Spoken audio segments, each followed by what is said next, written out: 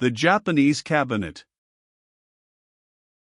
Remembering that Barleyfield had said that the man who now entered had been in Ashton's company in that very room on the evening of the murder, Viner looked at him with keen interest and speculation. He was a tall, well-built, clean-shaven man, of professional appearance and of a large, heavy, solemn face, the evidently usual pallor of which was deepened by his black overcoat and cravat. An eminently respectable, slow-going, unimaginative man, in Viner's opinion, and of a type which one may see by the dozen in the precincts of the Temple, a man who would be content to do a day's work in a placid fashion, and who cherished no ambition to set the Thames on fire, certainly, so Viner thought from appearances, not the man to commit a peculiarly daring murder. Nevertheless, knowing what he did, he watched him closely. The newcomer, on entering, glanced at once at a quiet corner of the room, and seeing it unoccupied, turned to the bar, where the landlord, who was as old-fashioned as his surroundings, was glancing over the evening paper. He asked for whiskey and soda, and when he took up the glass, drank slowly and thoughtfully. Suddenly he turned to the landlord. "Have you seen the gentleman lately that I've sometimes talked to in the corner there?" he asked. The landlord glanced across the room and shook his head. "Can't say that I have, sir," he answered. "The tallish gentleman with a grey beard?" "No, he hasn't been in this last night or two." The other man sat down his glass and drew something from his pocket. "I promised to bring him a specimen of some cigars I bought lately," he said, laying an envelope on the counter. "I can't stop tonight. If he should come in, will you give him that? He'll know what it is." "Good heavens," muttered Viner, as he turned in surprise to Barleyfield. "These men evidently don't know that the man they're talking about is murdered," whispered Barleyfield, with a grim smile. "Nothing wonderful in that, Mr. Viner. They haven't connected Mr. Ashton with the man they're mentioning, that's all." "And yet Ashton's portrait has been in the papers," exclaimed Viner. "It amazes me." Just so, sir," said Barleyfield. "But 100 yards in London takes you into another world, Mr. Viner. For all practical purposes, Lonsdale Passage, though it's only a mile away, is as much separated from this spot as New York is from London." "Well, that's the man I told you of, sir."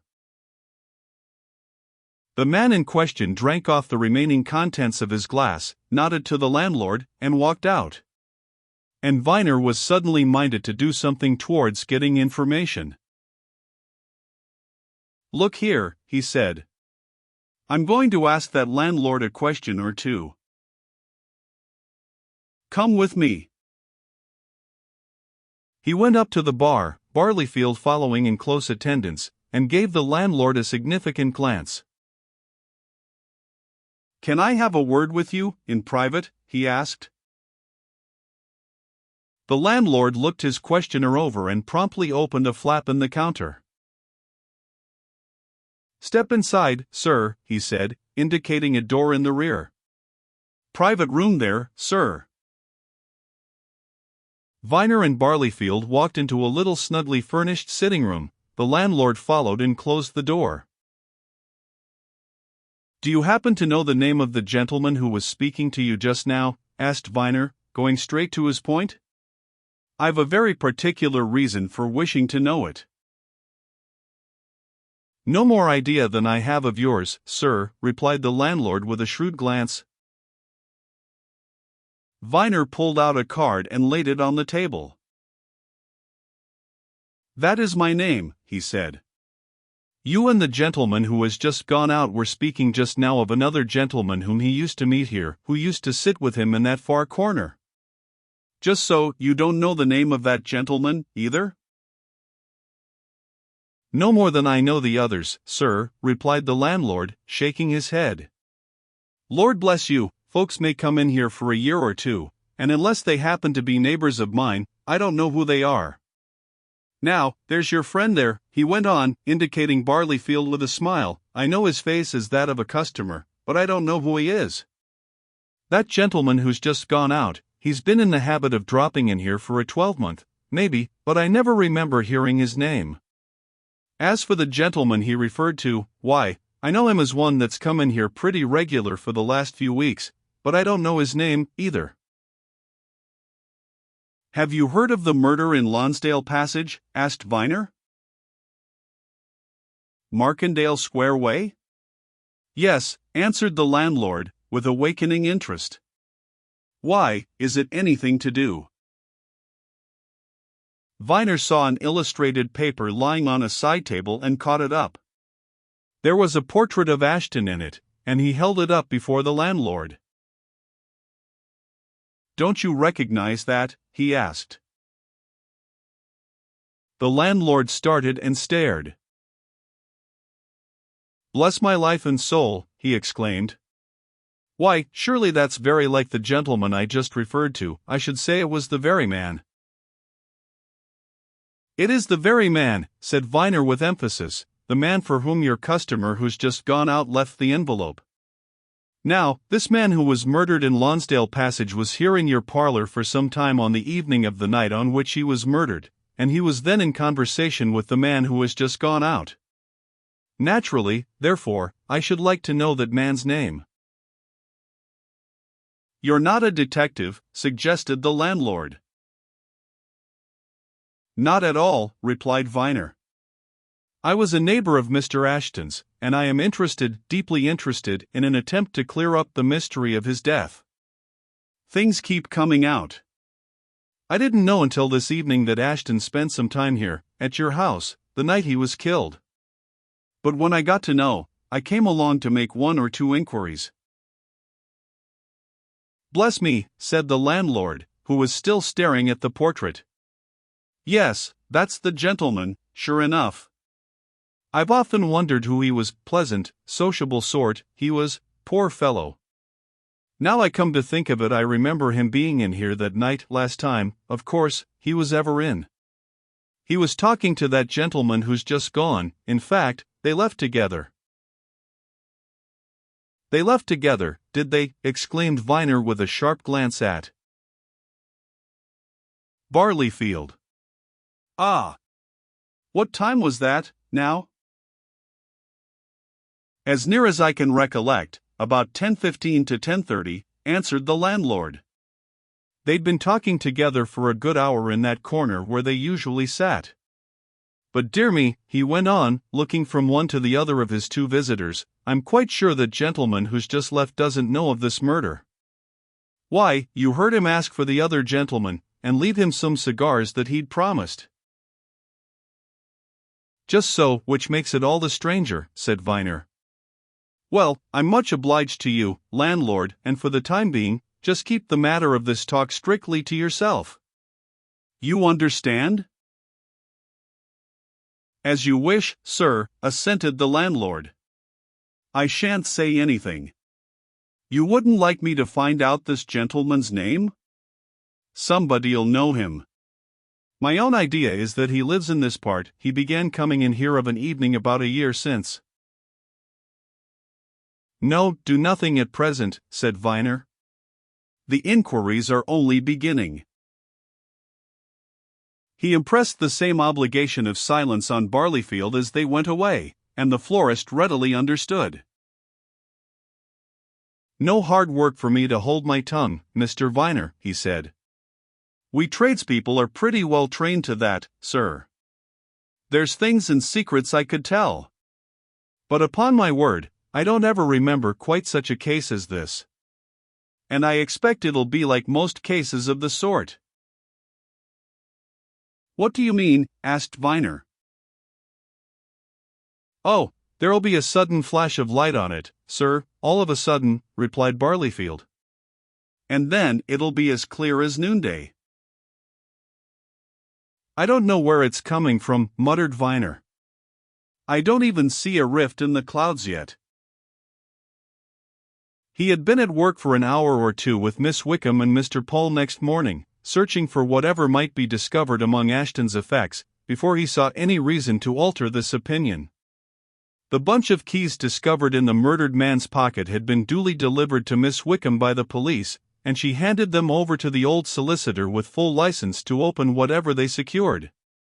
But both Mr. Paul and Viner saw at once that Ashton had been one of those men who have no habit of locking up things.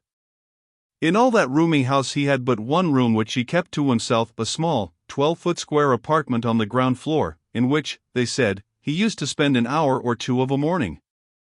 It contained little in the way of ornament or comfort: a solid writing desk with a hard chair, an easy chair by the fireplace, a sofa against the wall, a map of London and a picture or two, a shelf of old books, a collection of walking sticks, and umbrellas. These made up all there was to see. And upon examination the desk yielded next to nothing. One drawer contained a cash box, a checkbook, a passbook.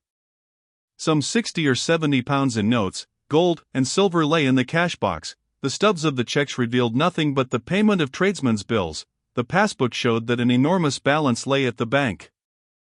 In another drawer rested a collection of tradesmen's books. Mr. Ashton, said Mrs. Killenhall, used to pay his tradesmen every week. These books had been handed to him on the very evening of his death for settlement next morning. Evidently a most methodical man, remarked Mr. Paul. Which makes it all the more remarkable that so few papers are discoverable. You'd have thought that in his longish life he'd have accumulated a good many documents that he wanted to keep. But documents there were next to none. Several of the drawers of the desk were empty, save for stationery.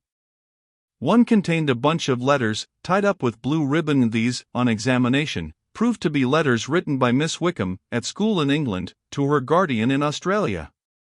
Miss Wickham, present while Mr. Paul and Viner searched, showed some emotion at the sight of them. "I used to write to him once a month," she said. "I had no idea that he had kept the letters, though." The two men went silently on with their search. But there was no further result. Ashton did not appear to have kept any letters or papers relative to his life or doings prior to his coming to England. Private documents of any sort he seemed to have none. And whatever business had taken him to Market Stoke, they could find no written reference to it, nor could they discover anything about the diamond of which Mr. Van Horen had spoken. They went upstairs to his bedroom and examined the drawers, cabinets, and dressing case. They found nothing. "This is distinctly disappointing," remarked Mr. Paul when he and Viner returned to the little room. "I never knew a man who left such small evidence behind him. It's quite evident to me that there's nothing whatever in this house that's going to be of any use to us. I wonder if he rented a box at any of the safe deposit places. He must have had documents of some sort. In that case, we should surely have found a key, and perhaps a receipt for the rent of the box," suggested Viner. "I should have thought he'd have had a safe in his own house," he added, "but we don't hear of one." Mr. Paul looked round the room, as if suspicious that Ashton might have hidden papers in the stuffing of the sofa or the easy chair. "I wonder if there's anything in that," he said suddenly. "It looks like a receptacle of some sort." Viner turned and saw the old lawyer pointing to a curious Japanese cabinet which stood in the middle of the marble mantelpiece, the only really notable ornament in the room. Mr. Paul laid hold of it and uttered a surprised exclamation. "That's a tremendous weight for so small a thing," he said. "Feel it." Viner took hold of the cabinet, an affair of some 18 inches in height and 12 in depth, and came to the conclusion that it was heavily weighted with lead. He lifted it down to the desk, giving it a slight shake. "I took it for a cigar cabinet," he remarked. "How does it open? Have you a key that will fit it?" But upon examination there was no keyhole, and nothing to show how the door was opened. "I see what this is," said Viner, after looking closely over the cabinet, back, front and sides. "It opens by a trick, a secret. Probably you press something somewhere and the door flies open. But where?" "Try," counseled Mr. Paul. "There's something inside, I heard it when you shook the thing." It took Viner 10 minutes to find out the secret. He would not have found it at all but for accident. But pressing here and pulling there, he suddenly touched what appeared to be no more than a cleverly inserted rivet in the ebony surface. There was a sharp click, and the paneled front flew open. "There is something," exclaimed Mr. Paul. "Papers." He drew out a bundle of papers, folded in a strong sheet of cartridge paper and sealed back in front. The enveloping cover was old and faded, the ribbon which had been tied round the bundle was discolored by age, the wax of the seals was cracked all over the surface. "No inscription, no writing," said Mr. Paul. "Now, I wonder what's in here." "Shall I fetch Miss Wickham?" suggested Viner. Mr. Paul hesitated. "No," he said at last. "I think not. Let us first find out what this packet contains. I'll take the responsibility." He cut the ribbons beneath the seals, and presently revealed a number of letters, old and yellow, in a woman's handwriting.